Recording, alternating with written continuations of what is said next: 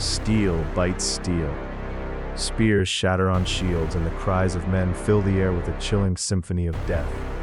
Dust rises in clouds from the stomp of armored feet, and the smell of blood is thick beneath the sun's glare. On the plains of Attica, the Spartan phalanx advances relentlessly, a wall of bronze and discipline, while the Athenians cling to their walls, archers raining arrows and triremes circling the coast, striking from the water. Shields splinter, hoplites fall, their armor stained with mud and blood. Commanders shout orders that are lost in the roar of battle. The ground shakes beneath charging feet. Horses scream. Spears pierce flesh. Bones crack. Men scream. The clash of civilization echoes across plains, hills, and rivers, a storm of humanity tearing itself apart. This is not a war between strangers. This is Greeks against Greeks. Athens and Sparta, once allies against Persia, now locked in a brutal struggle that will tear their world apart. The Peloponnesian War has begun, and with it, the glory of Greece will be tested, fractured, and forever changed. It is 431 BCE. Athens has grown rich and powerful, commanding the seas with its navy, controlling the Delian League, and filling its coffers with tribute from allies scattered across the Aegean. Its citizens walk the streets with confidence born of wealth and culture, debating philosophy in the agora, building temples that stretch toward the sky, and creating dramas and poetry that will echo through centuries. Markets bustle with traders from every corner of the Mediterranean. Ships laden with grain, olive oil, silver, and exotic goods arrive daily, the air thick with spices and salt.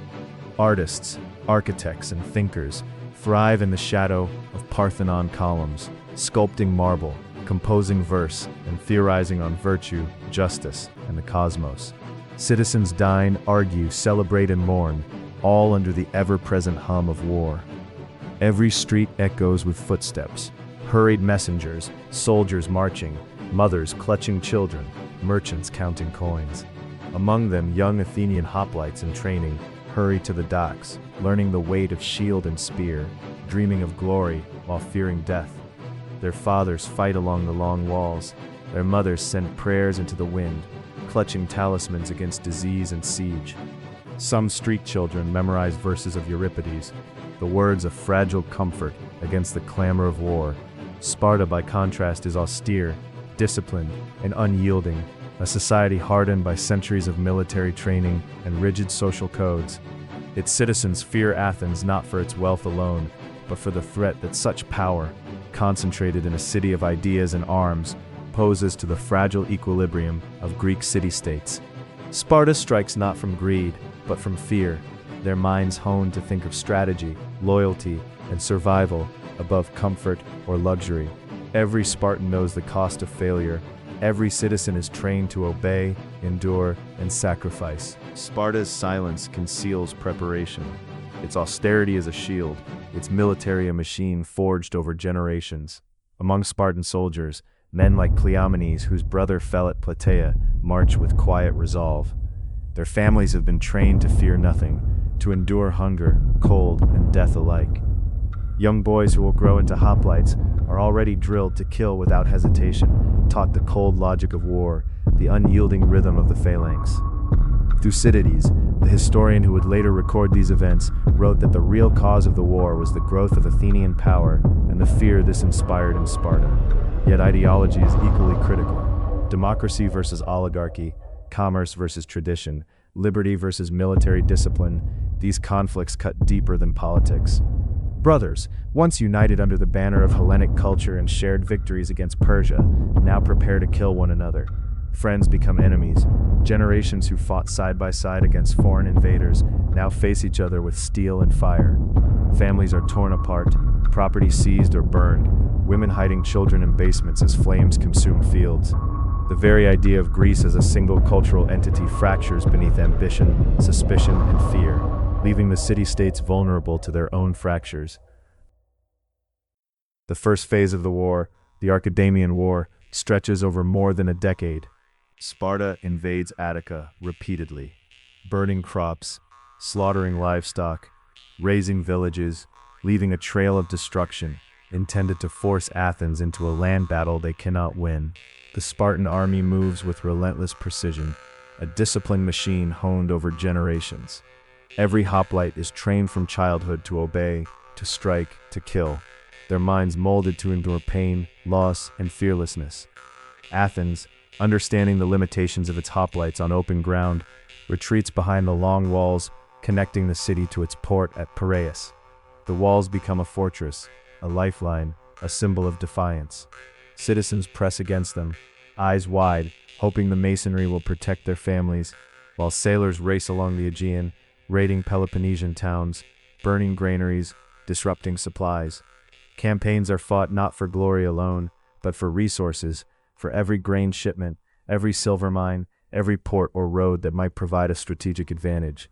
Generals strategize, merchants calculate, farmers toil under duress, and ordinary citizens endure, knowing their lives and property are expendable in the logic of war. But even the best defenses cannot shield a city from misfortune. In 430 BCE, plague descends upon Athens. Perhaps typhus, perhaps smallpox, the disease spreads with terrifying speed through the densely packed city. Families are torn apart, soldiers and civilians alike succumb, streets become silent, except for moans and cries. Temples, normally places of worship, are pressed into service as hospitals, priests praying for relief, even as bodies pile in alleys and courtyards. Pericles, the visionary who guided Athens' walls, fleets, and democracy, falls victim. The leadership vacuum leaves the city desperate, vulnerable, terrified. Morale falters, hunger gnaws at the populace.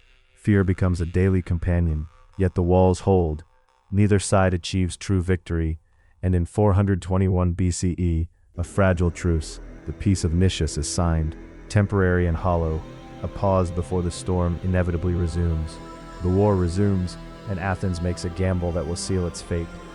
In 415 BCE, the city launches the Sicilian Expedition, sending its fleet and army to conquer Syracuse and extend its influence beyond the Aegean. Confidence turns into hubris. Generals clash, strategy falters, political infighting undermines command. Citizens, hearing rumors of defeat, whisper of doom, fearing that the silver of the treasury will be lost, along with sons, brothers, and husbands. In Sicily, the Athenians encounter not only resistance from Syracuse, but also the careful planning of Spartan advisors sent to support their allies. The campaign drags on, supplies dwindle, soldiers are demoralized, disease spreads, homesick and desperate, men desert or fall to despair. Then catastrophe strikes. The Athenian fleet is trapped in the harbor, the army cut off, soldiers slaughtered or enslaved, ships burned. Athens, the master of the seas, is broken. Its empire lies in ruins. Hubris has transformed into horror. Political overreach and miscalculation have yielded total disaster. Sparta seizes the initiative. They fortify Decelea in Attica, establishing a permanent presence that disrupts Athenian agriculture, mines, and trade. Slaves flee, weakening the labor force. Citizens endure constant raids. Athens' economy falters. Farmers abandon fields. Merchants cannot transport goods. Children go hungry. The war becomes a struggle not only of arms, but of endurance, resources, and patience. And then Persia returns to the stage. The empire that Athens and Sparta once united to resist now sees opportunity. Persian gold funds Spartan ships, pays rowers, and supplies materials. In return, Sparta cedes control of the Ionian cities. The empire that could have been an enemy now manipulates Greek fate from behind the veil of neutrality, wielding influence without raising armies.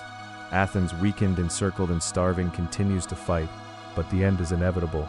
In 405 BCE at Aegospotami, the Spartan fleet under Lysander delivers a crushing, final blow. Grain shipments are captured, supplies cut, the city faces famine. Citizens queue for bread that does not arrive. Panic spreads through every alley and port. By 404 BCE, Athens surrenders. Its walls are torn down, its navy dismantled, its empire erased. Democracy survives in name, but loses power. Athens exists as a shadow of its former self. Its brilliance now confined to culture. Philosophy, art, drama, architecture. These remain, shining, timeless, but powerless to alter politics. Sparta, victorious but hollow, imposes oligarchic governments across the city-states. The 30 tyrants rule Athens with brutality, executing enemies, confiscating property, exiling thousands. Spartan dominance is temporary. The myth of invincibility crumbles. Decades later, Thebes will strike at Sparta and shatter its supremacy at Leuctra. Sparta's population dwindles, its army broken, its influence fades. Persia, ever the silent manipulator, regains influence in Asia Minor, controlling Greek affairs without fighting. Greece, fractured and exhausted, becomes a land of vulnerable city-states. Civil war has become the norm. Even the creators of democracy and philosophy cannot defend themselves. Amidst this chaos, a new power rises to the north. Macedon, long dismissed by southern Greeks as peripheral and semi-barbaric, consolidates under Philip II. Unlike the fractured city-states, Macedon is unified, centralized, disciplined. Philip studies Greek mistakes. He reforms his army, perfecting the phalanx with longer spears, tighter formations, and professional soldiers. He conquers neighboring tribes through strategy, diplomacy, and marriage alliances, building power while avoiding premature conflict. Macedonian soldiers drill day and night, learning maneuvers Athens' citizen soldiers would never attempt. Engineers construct siege engines, logistics officers calculate supply lines, and scouts monitor borders. Philip negotiates marriages to secure loyalty, bribes tribal leaders to ensure stability, and trains his elite cavalry to strike faster than any Greek city-state could respond. Meanwhile, the southern Greeks squabble endlessly, exhausted by decades of civil war. Athens cannot rebuild its navy. Sparta cannot rebuild its army. Thebes cannot maintain unity. Macedon thrives, patiently waiting, its shadow stretching ever closer to the south. Citizens in Athens and Sparta observe the northern kingdom with wary eyes. In Athens, families cling to hope, telling stories of heroes past, imagining fleets rebuilt, philosophers debating solutions to stave off Macedonian encroachment. In Sparta, elders recount victories of generations, but whisper of dwindling soldiers and failing sons. Across the Greek world, fear grows quietly, a sense of inevitability that the fractured city-states are no longer masters of their destiny. The shadow of Macedon grows over a weakened Greece. Former glories, democracy, empire, philosophy, and art persist, but only in isolated cities, their institutions weakened. The Peloponnesian War has left Greece brilliant in culture yet fragile in politics, vibrant in ideas yet incapable of collective defense. Macedonia, patient, calculating, represents the end of Greek city-states as independent powers. The war that began with brothers killing brothers has paved the way for a new conqueror.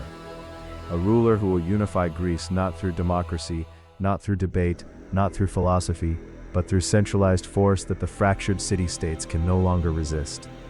And as Philip's armies march, disciplined, well-equipped, and mercilessly trained, the southern Greeks realize too late that their endless internal battles have left them vulnerable.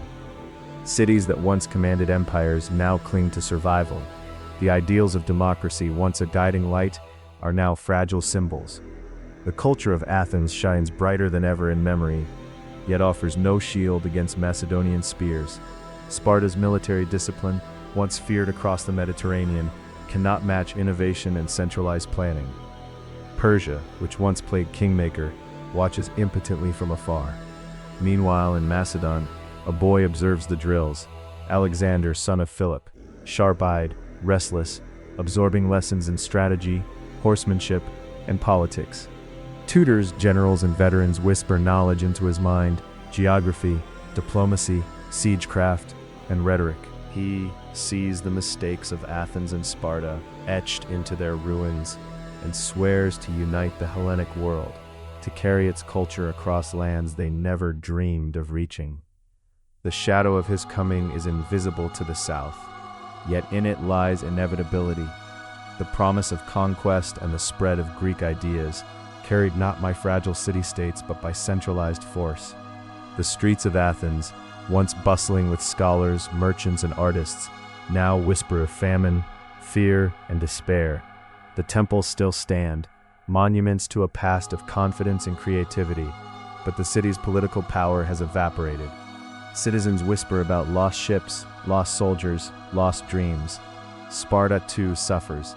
Its once mighty army dwindles, its citizens exhausted by decades of unrelenting warfare.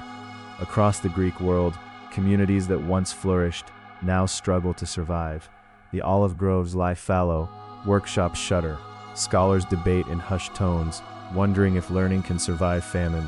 The question on every mind is the same: who will rise from this devastation? Macedon waits silently, lessons learned, army ready, vision clear. A new era is coming, one forged not in ideology or debate, but in centralized power, strategy, and discipline. The Greeks, who once imagined themselves masters of the Mediterranean, now face a threat shaped from their own failures. Macedon, patient and cunning, waits to claim what fractured Greece cannot hold. Cities will fall, alliances will crumble, ideas will spread farther than armies ever could, carried by conquerors, not citizens. The Peloponnesian War is over, but its consequences echo through every marble street, every ruined village, every whispered memory of glory. History will remember the brilliance of Greece, and the cost of its divisions, and the quiet rise of a conqueror who will carry that brilliance farther than any Greek ever imagined.